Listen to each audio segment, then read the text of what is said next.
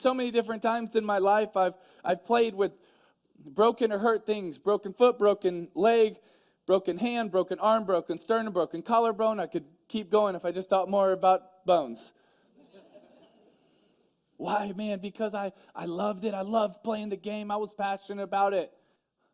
One of the reasons I even get encouraged at seeing all of you here. Do you know why I get encouraged by that? Is because you could be anywhere doing a lot of different things, but you chose to be here. Some shows don't need a celebrity narrator to introduce the show, but this show does.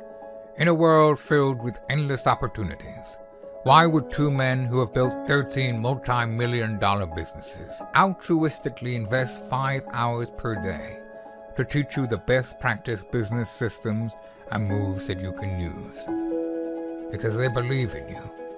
And they have a lot of time on their hands. They started from the bottom, now they're here. It's the Thrivetime show starring the former U.S. Small Business Administration's Entrepreneur of the Year, Clay Clark, and the entrepreneur trapped inside an optometrist's body, Dr. Robert Zuttner. 2 men, 8 kids, co-created by 2 different women, 13 multi-million-dollar businesses. We started from the bottom, now we here.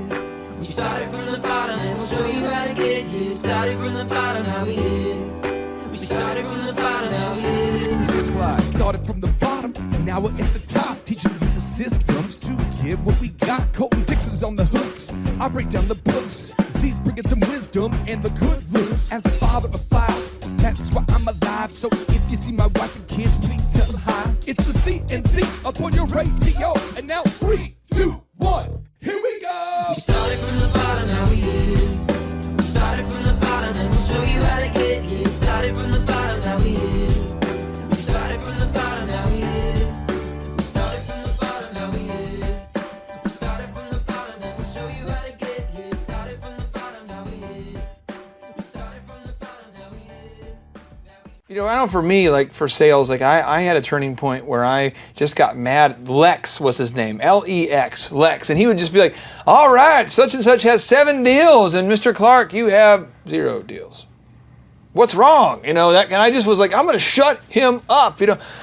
But it seems like we all have to, at some point we have to get engaged. Sure. Have you seen salespeople that aren't engaged? Yeah, I have. I've been a part of many teams. I've been a part of guys that just needed someone to ask them so they could have value and a piece of the pie. They wanted someone to care about what they had to say. And until someone asked them, they weren't going to be a part of the team. If you're talking to me right now and I'm drifting in sales, I'm not doing well at sales, what do you tell me? How do I get out of that funk? Well, right now, first of all, I'm going to say, hey, do you want to be in this? Let's go ahead and cut bait. If you don't want to be in sales, move out of the way because someone else does. If you're not willing to commit to this, I don't have time for you. All right, let's go ahead and let's be blunt honest about it. I'm a direct personality. If you don't want to be here, go. Choose what you want to do, but I want to be here. You can either get on my ship and we can sail to the Caribbean and have a great time, or you can get off and go back to whatever cold place you want to go to and go ahead and have your little pity party over here. All right? You're going to make that choice right now, though. Yeah. No, so we're going to the Caribbean or we're going to the pity party? Yeah. Now, okay, so now the third big idea here, as we're learning sales, you know, the thing that no one wants to do but everyone has to do, you can't even give away a great idea if you can't sell it. So here's a quote from Jerry Vass, the author of Soft Selling in a Hard World. He says, even if you have a world-class idea and want to give it away for the good of humanity, you will have to sell the concept. And if you can't sell it, you'll be stuck with your idea. Poorer for your brilliance and generosity.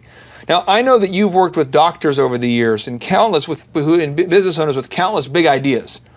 But have you ever seen an incredible idea that's just sitting dormant because the inventor, the business owner, the doctor is just unwilling to learn sales? Have you seen this? Yeah, I've seen it. I see it a lot. I see it every day. I see it from my counterparts. I see it from people that are in my own business. I see it from people in other businesses. They just don't want to take the initiative to make it something special. Do you think it's that they fear rejection? Oh, it's a huge fear of a lot of people. And what's the worst thing that could happen? If attitude is a choice and somebody tells you no, what's the worst that could happen? I think a lot of times we're afraid of it. You know, maybe they'll follow our caller ID back to the office and bludgeon us. With a weapon. If I go to a doctor and I say, hey, I think this is going to be great, this is going to help your patient, and they go, you're crazy, get out. okay, he's not going to burn my house down. Yeah. I still have a family. I still have a job. You know what? I got the answer no today. I'm going to pretend I'm you for a second. Sure. Go ahead and unload all the crazy things that doctors have said to you, and when they said no. I don't know why you're in here wasting my time. Why did you even come by here? I don't believe in what you do. It's not approved. You can't come by here and do this. What is this, snake oil? What are you doing? What are you trying to sell here? You guys take up so much of our time. You're the problem with society right now. You guys come by and you leave these pens and you just think you can manipulate what people think about you. It's not true. Go back, go to your company and tell them not to ever come back and call me again.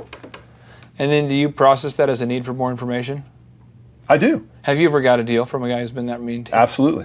Really? Can you tell me a story of one, just kind of story time with Mickey Michalec? I can. Okay, go ahead and give me one. So this is a doctor in a rural town, and I had my manager riding with me. So of course, you got that manager there. You better ask for the business. All right? Yeah. That's the thing. You got to ask for business at the end of the He call. is the taser. You ask for business, right? We practiced. We were holding the matchstick out in the car. Got to get that word out, and we're saying what we have to. So I go in here and I see this doctor. I know he's a military doctor, and I go in there and I've got a good relationship with him. I thought things was great, so I said, hey, let's go see this guy. My boss is with me. We go in there, and the call goes good. I'm talking to him about my product. Here's the feature benefit. I clarify, is there any questions you have? And I get to the point where I ask for the business. Oh boy. And I ask the doctor, so, doctor, when that next patient comes in with this need, will you use my product? And he says, stop right now and you quit telling him to say that to doctors, right to my manager. And inside I'm thinking, yes, he told my manager we're not going to have to keep asking these silly questions that he does. And all of a sudden he comes back to me and he said, why did you change? Because he was with you.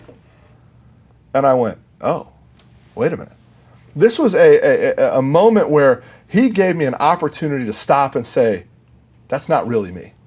And we turned and we said, can we do this over again? And he goes, yeah, let's sure. And he said, hey, Mick, good to see you again. Be real with me today. And I said, hey, here's the product I have. I'm not asking for every patient today, but what I'm asking for is, will you leave this as an open option for them if there's a need for it?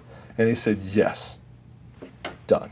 Now, I had a deal, and I won't mention the guy's name or even the city he was in. We'll have to, when we edit this, we need to just put in like little beeps. But I call this guy, I'm cold calling, and I'm dialing and smiling, and eventually I get him on the phone, and he's like, listen here, you bastard.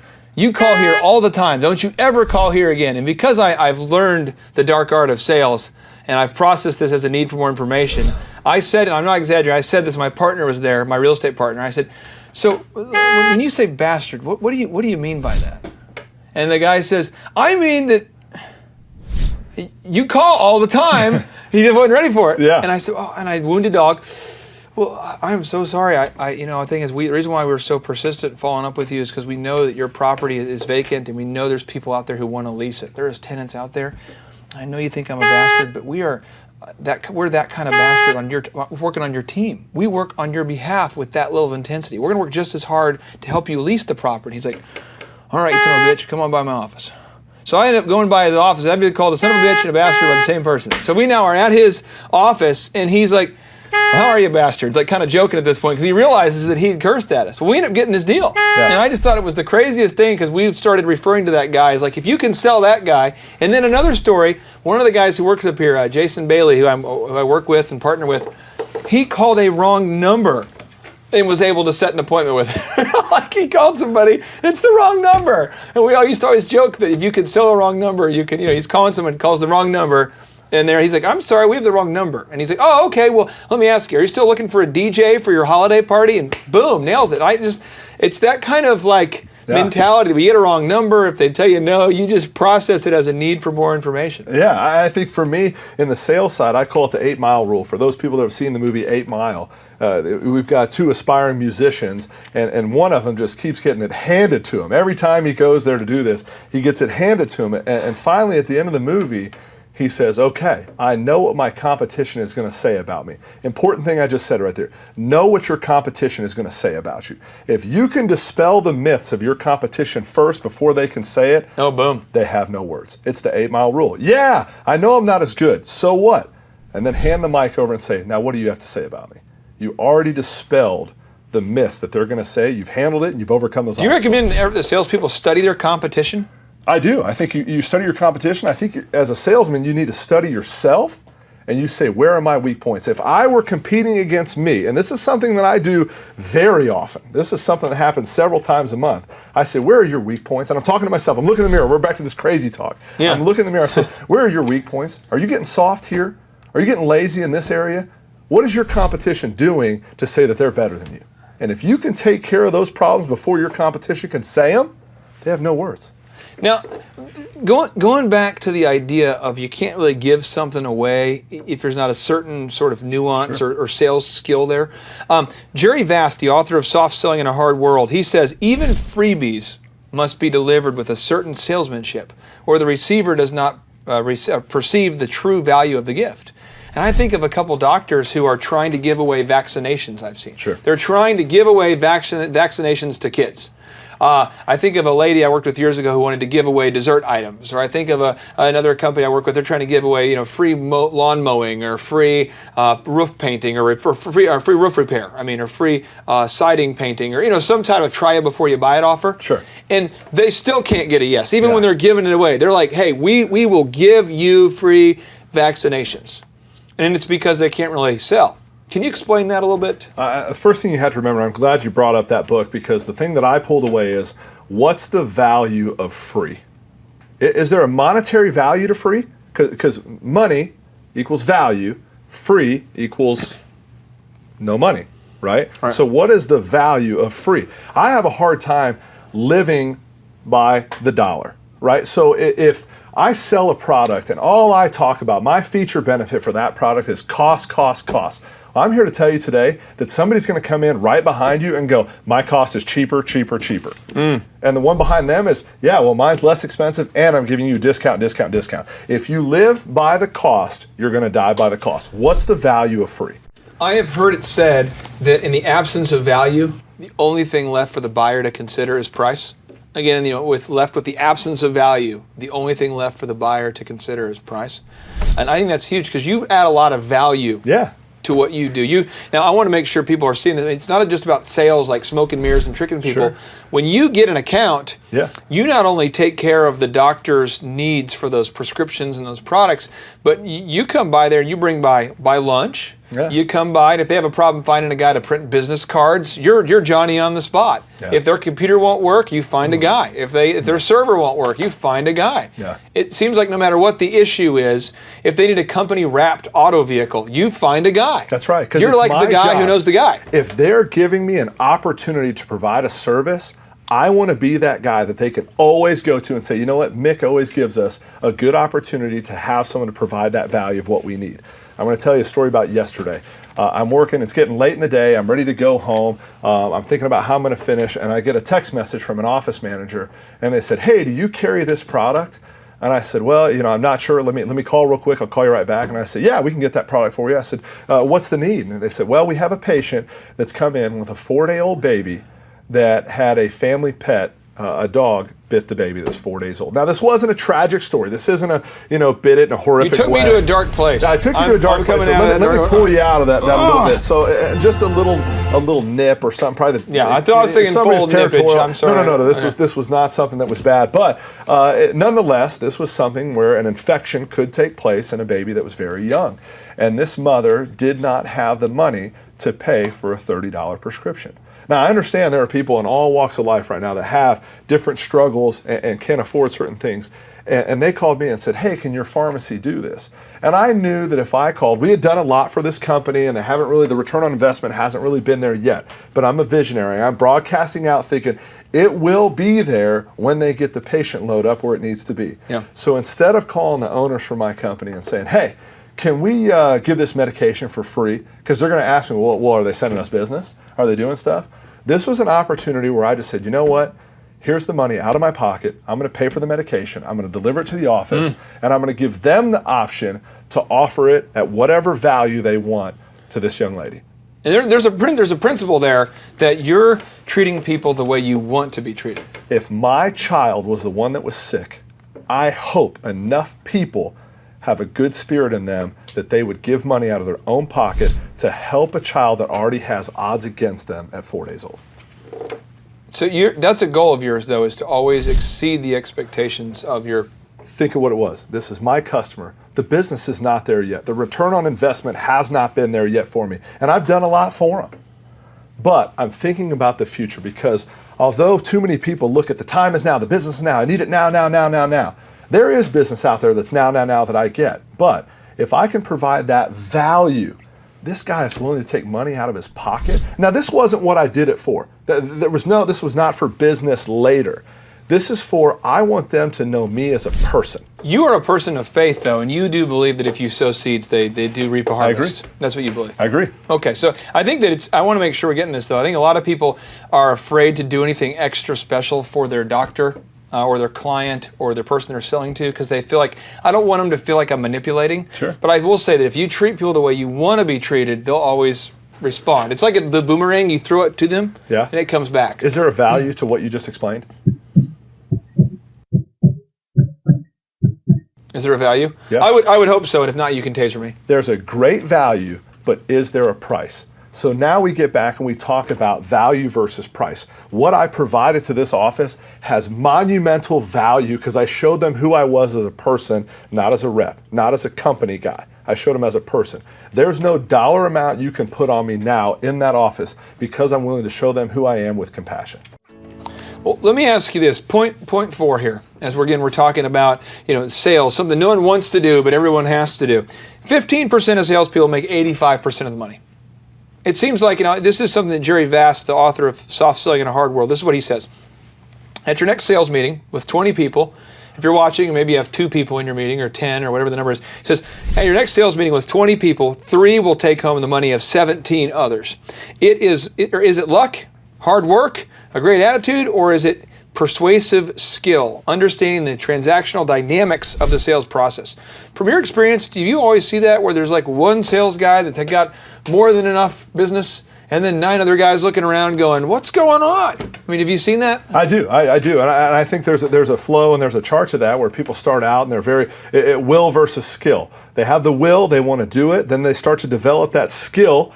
Then that skill takes over, but over time they lose the will because they get bored and all of a sudden they jump back where they have more skill than they have the will. So it's the opposite of what they were at the beginning, where they didn't have the skill, but they had the gumption and the want to. What are some of the common mistakes that most bad sales professionals are doing over, and it doesn't matter what company you're working with, if it's in landscaping, pharmaceutical sales, if it's in dentistry, if it's in entertainment, whatever you're selling. What are the mistakes you see? Because you coach people in sales. What are some things that you see over and over and over that not bad people, but bad sales performers are doing over and over? Man, the one that sticks out to me the most is the guy that says, what I do doesn't matter for what I make. So it's somebody that doesn't believe in the system. I can go call on 50 doctors, but they know who they're going to pay. It doesn't matter. They're going to pay who they want to. The socialist sales guy. So they don't think that they have a direct influence on what they make. That person is almost burned that bridge. I've even seen doctors like that, though. Yeah. I mean, doctors who are like, well,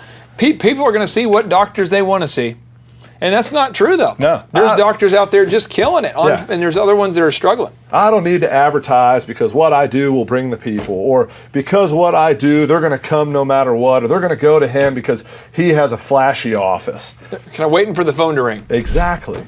Now, if you learn, Jerry Vass says here, his quote, he says, if you learn a profession well and work hard, your future is secure, and you will inevitably rise to the top. Drive a fast car and find beautiful people of the opposite sex pursuing you relentlessly.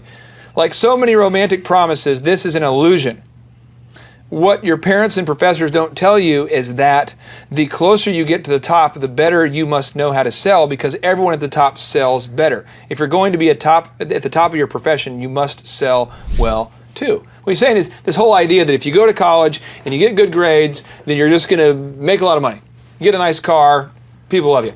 But it really is not the case. You have to learn to sell if you want to get to the top, right? Yeah. So from your perspective, if I'm an entrepreneur watching this and I am on fire in my given skill, I mean, I am the best computer programmer. I am awesome. I mean, people want to hire me to do artwork. I'm the best artist. I'm the best dentist. I'm the best whatever my skill is. And I can't sell anything. What would you tell me to do right now? I would tell you to find somebody that can sell and learn the techniques of what they're doing. Because if you could learn your trade and become the best at what you can do, that means that you can be educated and you can learn another skill.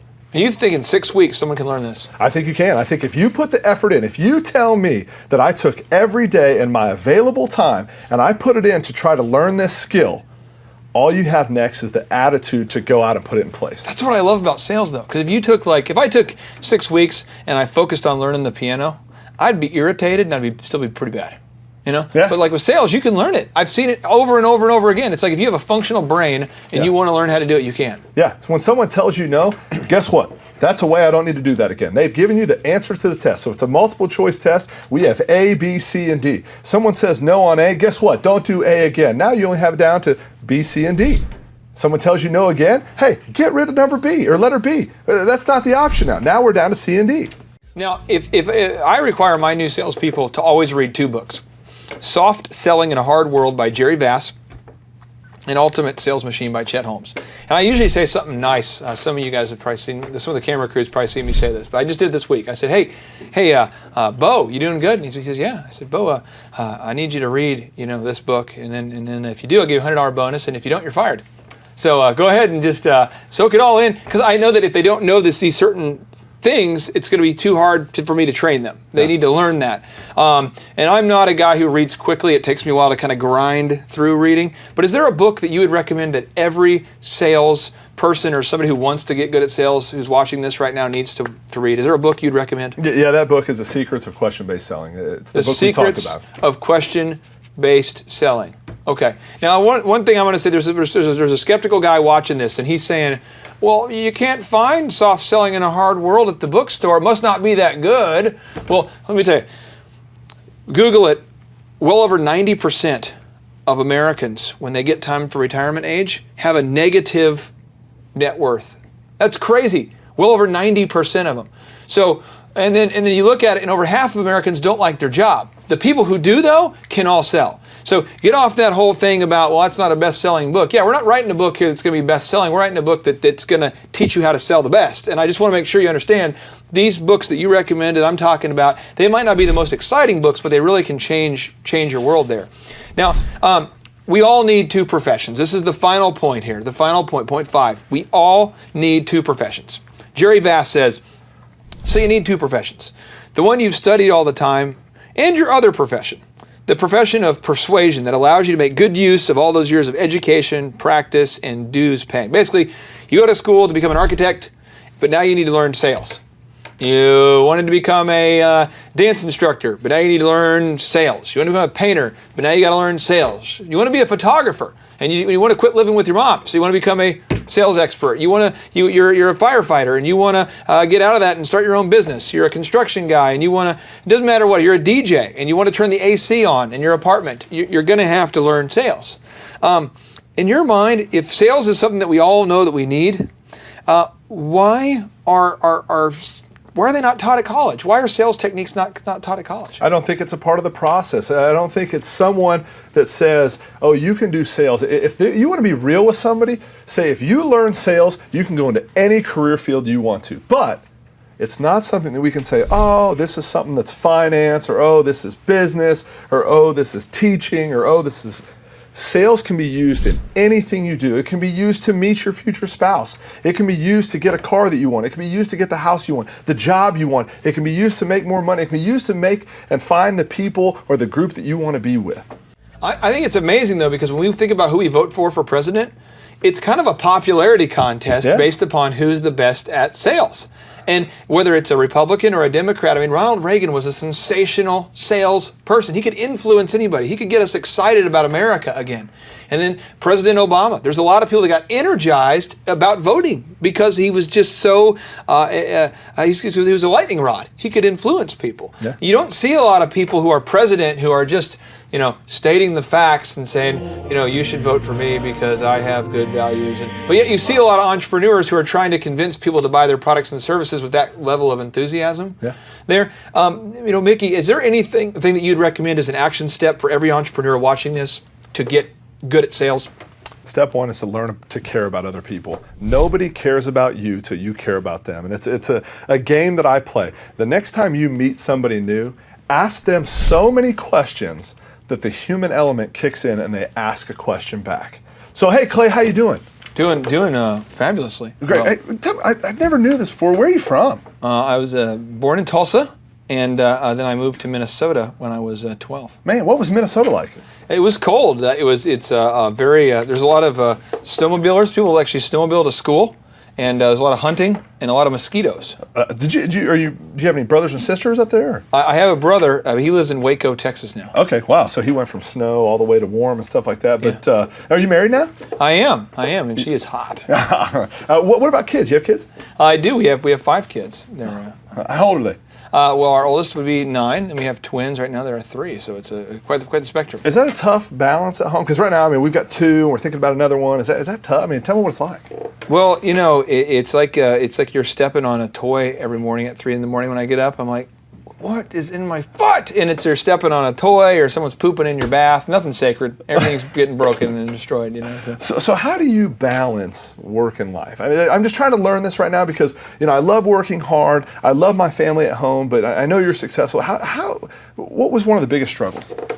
Well, gosh, I think just trying to provide for the family and gain sleep, and it's still a struggle, because without many kids, it's quite an overhead, and you want to take care of those kids, and so you kind of have to balance that. But how many kids do you have? Hey, I've got 2 kids, 2 little girls, and actually, my youngest one, Macy, she just walked for the first time today. Really? Yeah, that's pretty awesome. Macy? Yeah. How do you spell that? Macie. Really? And so how did you name Macy? Well, it's a pretty neat story. I don't want to take up too much of your time, but my oldest daughter, Haley, actually we asked her one day, when we were pregnant, we said, do you want to have a baby brother or sister? She said, I want a grill, because she couldn't really talk yet. She was young. It's a grill. A grill, right? Nelly. And we said, okay, well, what do you want her name to be? And we were nervous because she had a baby doll, and that baby doll's name was Buster. And so we thought, oh, Lord, what name is she going to come up with? She said, Macy. And that's how we came up with Macy. Really? Yeah, so it's pretty neat. But hey, I appreciate you telling me about kind of that balance and lack of sleep, because I'm just starting to get into that right now. And you're right, it is a struggle. And next time when I come back, I know you're busy right now, but I'd love to kind of learn a little bit more about maybe what you put in place to help balance that sleep and how you can still perform. So appreciate it. So we'll come back. So pause right there. I asked so many questions. I found out where he grew up, if he had a sibling, where the sibling lives, if he's married, how many kids he has, what a struggle is, and I connected on an emotional level because I kept asking him questions. And finally he said, wait a minute, what about you? Do you have kids? Oh, thanks. That's your opportunity to then divulge what you want to that day. Have something set up, your go-to, to get on that emotional level. And so that's how we do it. I love it. Mickey, I know that you have a family. You have a lot of things you could be doing. You're also very ambitious. You actually host basketball games. Yeah. You're an announcer for basketball games on the NCAA level. And so I just want you to know, I know time is your most valuable asset, and I appreciate you being here to mentor Thrivers, and I can't thank you enough for being here today. Thank you so much. I appreciate it. It's exciting things out there. Hey, take care. JT, do you know what time it is? 4:10. It's Tebow time in Tulsa, Jerusalem, baby. Tim Tebow is coming to Tulsa, Oklahoma. During the month of Christmas, December 5th and 6th, 2024, Tim Tebow is coming to Tulsa, Oklahoma in the 2-day interactive Thrivetime Show Business Growth Workshop. Yes, folks, put it in your calendar. This December, the month of Christmas, December 5th and 6th, Tim Tebow is coming to Tulsa, Oklahoma in the Thrivetime Show 2-day interactive business growth workshop. Whoa. We've been doing business conferences here since 2005. I've been hosting business conferences since 2005. What year were you born? 1995. Dude, I've been hosting business conferences since you were 10 years old. And a lot of people, have followed Tim Tebow's football career on the field and off the field. And off the field, the guy's been just as successful as he has been on the field. Now, the big question is, JT, how does he do it? Well, they're going to have to come and find out, because I don't know. Well, I'm just saying, Tim Tebow's going to teach us how he organizes his day, how he organizes his life, how he's proactive with his faith, his family, his finances. He's going to walk us through his mindset that he brings into the gym, into business. It is going to be a blasty blast in Tulsa, Jerusalem. Folks, I'm telling you, if you want to learn branding, you want to learn marketing, you want to learn search engine optimization, you want to learn social media marketing, that's what we teach at the Thrivetime Show 2-day interactive workshop. If you want to learn a accounting. You want to learn sales systems. You want to learn how to build a linear workflow. You want to learn how to franchise your business. That is what we teach at the 2-day interactive Thrivetime Show Business Workshop. Over the years, we've had the opportunity to feature Michael Levine, the PR consultant of choice for Nike, for Prince, for Michael Jackson. We've had the top PR consultant in the history of the planet has spoken at the Thrivetime Show workshops. We've had Jill Donovan, the founder of RusticCuff.com, a company that creates apparel worn by celebrities all throughout the world. Jill Donovan, the founder of RusticCuff.com, has spoken at the 2-day interactive Thrivetime Show Business Workshops. We have had the man who's responsible for turning around Harley Davidson, a man by the name of Ken Schmidt. He has spoken at the Thrivetime Show 2-day interactive business workshops. Folks, I'm telling you, these events are going to teach you what you need to know to start and grow a successful business. And the way we price the events, the way we do these events, is you can pay $250 for a ticket or whatever price that you can afford. What? Yes, we've designed these events to be affordable for you, and we want to see you live and in person at the 2-day interactive December 5th and 6th Thrivetime Show Business Workshop. Everything that you need to succeed will be taught at the 2-day interactive Thrivetime Show Business Workshop, December 5th and 6th in Tulsa, Oklahoma. And the way we do these events is we teach for 30 minutes, and then we open it up for a question and answer session so that wonderful people like you can have your questions answered. Yes, we teach for 30 minutes, and then we open it up for a 15-minute question and answer session. It's interactive. It's 2 days. It's in Tulsa, Oklahoma.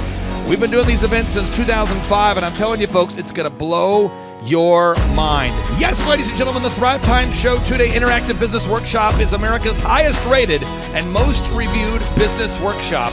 See the thousands of video testimonials from real people just like you who've been able to build multi-million-dollar companies. Watch those testimonials today at thrivetimeshow.com. Simply by clicking on the testimonials button right there at thrivetimeshow.com, you're going to see thousands of people just like you who've been able to go from just surviving to thriving. Whoa. Each and every day, we're going to add more and more speakers to this all-star lineup, but I encourage everybody out there today, get those tickets today. Go to thrivetimeshow.com. Again, that's thrivetimeshow.com. And some people might be saying, well, how do I do it? What do I do? How does it work? You just go to thrivetimeshow.com. Let's go there now. We're feeling the flow. We're going to thrivetimeshow.com. Again, you just go to thrivetimeshow.com. You click on the business conferences button, and you click on the request tickets button right there. The way I do our conferences is we tell people it's $250 to get a ticket. Yep. Or whatever price that you can afford. And the reason why I do that is I grew up without money. JT, you're in the process of building a super successful company. Did you start out with $1 million in the bank account? No, I did not. Nope, did not get any loans, nothing like that. Did not get an inheritance from parents or anything like that. I had to work for it, and I'm super grateful. I came to a business conference. That's actually how I met you, met Peter Taunton. I met all these people. So if you're out there today and you want to come to our workshop, again, you just got to go to thrivetimeshow.com. You might say, well, who's speaking? We already covered that. You might say, where's it going to be? It's going to be in Tulsa, Jerusalem, Oklahoma. And so it says Tulsa, Jerusalem. I'm really trying to rebrand Tulsa as Tulsa, Jerusalem, sort of like the Jerusalem of America.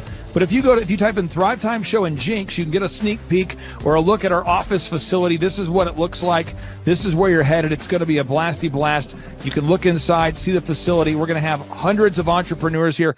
It is going to be packed. Now, for this particular event, folks, the seating is always limited because my facility isn't a limitless convention center. You're coming to my actual home office, and so it's going to be packed. Who? You're going to come. Who? You? I'm talking to you. You can just get your tickets right now at thrivetimeshow.com. And again, you can name your price. We tell people it's $250 or whatever price you can afford. And we do have some select VIP tickets, which gives you an access to meet some of the speakers and those sorts of things. And those tickets are $500. It's a 2-day interactive business workshop, over 20 hours of business training. We're going to give you a copy of my newest book, The Millionaire's Guide to Becoming Sustainably Rich. You're going to leave with a workbook. You're going to leave with everything you need to know to start and grow a super successful company. It's practical, it's actionable, and it's Tebow time right here in Tulsa, Jerusalem. Get those tickets today at thrivetimeshow.com. Again, that's thrivetimeshow.com. Hello, I'm Michael Levine, and I'm talking to you right now from the center of Hollywood, California, where I have represented over the last 35 years 58 Academy Award winners, 34 Grammy Award winners, 43 New York Times bestsellers. I've represented a lot of major stars, and I've worked with a lot of major companies, and I think I've learned a few things about what makes them work and what makes them not work. Now, why would a man living in Hollywood, California, in the beautiful sunny weather of LA, come to Tulsa? Because last year I did it, and it was damn exciting. Clay Clark has put together an exceptional presentation, really life-changing, and I'm looking forward to seeing you then. I'm Michael Levine. I'll see you in Tulsa. Thrivetime Show 2-day interactive business workshops are the world's highest rated and most reviewed business workshops because we teach you what you need to know to grow. You can learn the proven 13-point business systems that Dr. Zellner and I have used over and over to start and grow successful companies. I mean, we get into the specific steps on what you need to do to optimize your website.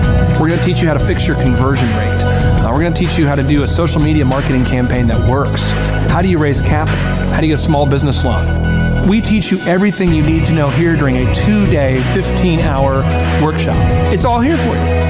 You work every day in your business, but for 2 days you can escape and work on your business and build these proven systems so now you can have a successful company that will produce both the time freedom and the financial freedom that you deserve. You're going to leave energized, motivated, but you're also going to leave empowered.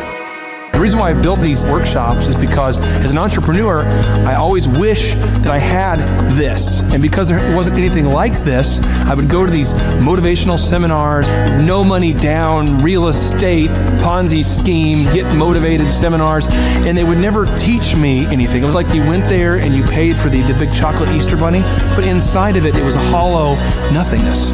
And I wanted the knowledge, and they're like, oh, but we'll teach you the knowledge after our next workshop. And the great thing is we have nothing to upsell. At every workshop, we teach you what you need to know. There's no one in the back of the room trying to sell you some next big get-rich-quick, walk-on-hot coals product. It's literally, we teach you the brass tacks, the specific stuff that you need to know to learn how to start and grow a business. And I encourage you to not believe what I'm saying, and I want you to Google the Z66 auto auction. I want you to Google elephant in the room. Look at Robert Zellner and Associates. Look them up and say, are they successful because they're geniuses, or are they successful because they have a proven system? When you do that research, you will discover that the same systems that we use in our own business can be used in your business. Come to Tulsa, book a ticket, and I guarantee you it's going to be the best business workshop ever, and we'll even give you your money back if you don't love it. We've built this facility for you, and we're excited to see you. And now you may be thinking, what does it actually cost to attend an in-person 2-day interactive Thrivetime Show business workshop? Well, good news. The tickets are $250 or whatever price that you can afford. What? Yes, they're $250 or whatever price you can afford. I grew up without money, and I know what it's like to live without money. So if you're out there today and you want to attend our in-person 2-day interactive business workshop, all you got to do is go to thrivetimeshow.com to request those tickets. And if you can't afford $250, we have scholarship pricing available to make it affordable for you. I learned at the Academy, Kings Point in New York, acta non verba. Watch what a person does, not what they say. Whoa. Good morning, good morning, good morning. Robert Kiyosaki, the Rich Dad Radio Show. Today I'm broadcasting from Phoenix, Arizona, not Scottsdale, Arizona. They're close, but they're completely different worlds. And we have a special guest today. Definition of intelligence is if you agree with me, you're intelligent. And so this gentleman is very intelligent. I've done this show before also, but very seldom do you find somebody who lines up on all counts. And it's a Mr. Clay Clark. He's a friend of a good friend, Eric Trump. But we're also talking about money, bricks, and how screwed up the world can get in a few and a half hour. So Clay Clark is a very intelligent man, and there's so many ways we could take this thing. But I thought, since you and Eric are close, Trump, what were you saying about what Trump can't, what Donald, who's my age, and I can say or cannot say? First of all, I have to honor you, sir. I want to show you what I did to one of your books here. There's a guy by the name of Jeremy Thorne, who was my boss at the time. I was 19 years old, working at Faith Highway. I had a job at Applebee's, Target, and DirecTV. And he said, have you read this book, Rich Dad, Poor Dad? And I said, no. And my father, may he rest in peace, he didn't know these financial principles. So I started reading all of your books and really devouring your books. And I went from being an employee to self-employed, to the business owner, to the investor. And I owe a lot of that to you. And I just wanted to take a moment to tell you, thank you so much for allowing me to achieve success. And then I'll tell you all about Eric Trump. But I just want to tell you, thank you, sir, for changing my life. But not only that, Clay, thank you, but you become an influencer. More than anything else, you've evolved into an influencer where your word has more and more power. So that's why I congratulate you on becoming. Because as you know, there's a lot of fake influencers out there too, or bad influencers. Yeah. So anyway, I'm glad you and I agree so much, and thanks for reading my books. Yeah. That's the greatest thrill for me today. Not a thrill, but recognition is when people, young men especially, come up and say, I read your book, changed my life. I'm doing this, I'm doing this, I'm doing this. I learned at the Academy, Kings Point in New York, acta non verba. Watch what a person does, not what they say. Whoa.